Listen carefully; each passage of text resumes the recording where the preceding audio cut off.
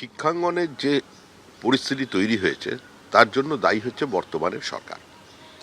কিন্তু একজন অধ্যাপককে, একজন শিক্ষামন্ত্রীকে শারীরিকভাবে নিগৃহীত করা হবে, বিশ্ববিদ্যালয়ের ক্যাম্পাসের মধ্যে ভাঙচুর হবে, আগুন লাগানো হবে, এটা সমর্থনযোগ্য নয়। এই রাজনীতিকে আমরা সমর্থন করি না।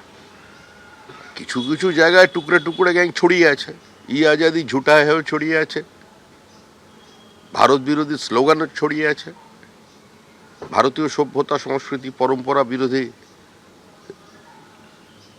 স্লোগান বিভিন্ন সময় কদর্যভাবে তাকে উপস্থাপন করা, এগুলো তো চলছে।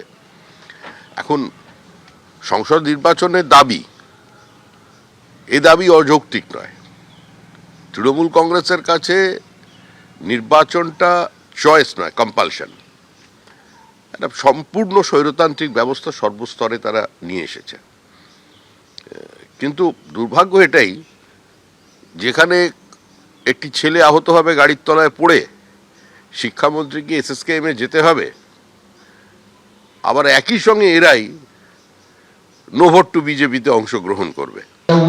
প্রোগ্রাম ছিল, সেই প্রোগ্রাম থেকে বেরিয়ে আসা শিক্ষামন্ত্রীকে তাকে ঘিরে ধরে চড় মেরে করে গাড়ির মধ্যে ফেলে, এটা আবার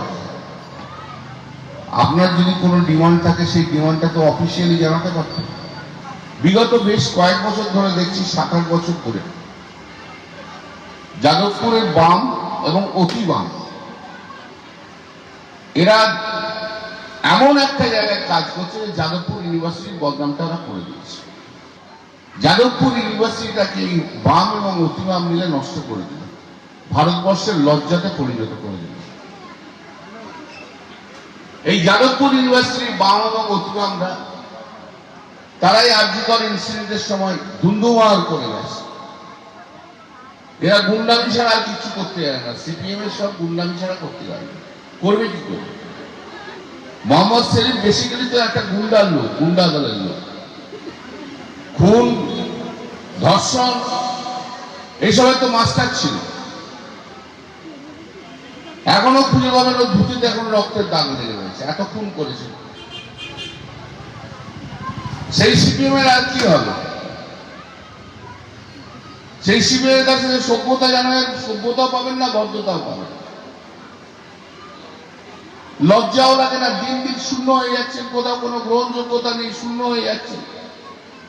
তারপরেও এরকম সমস্ত বাদামও করছেন, অসভ্যতা করছেন। এসব অসভ্যতা করবেন না। এসব অসভ্যতা করলে আগামী দিনে কিন্তু আপনারা মিটিং মিছিল করতে পারবেন না।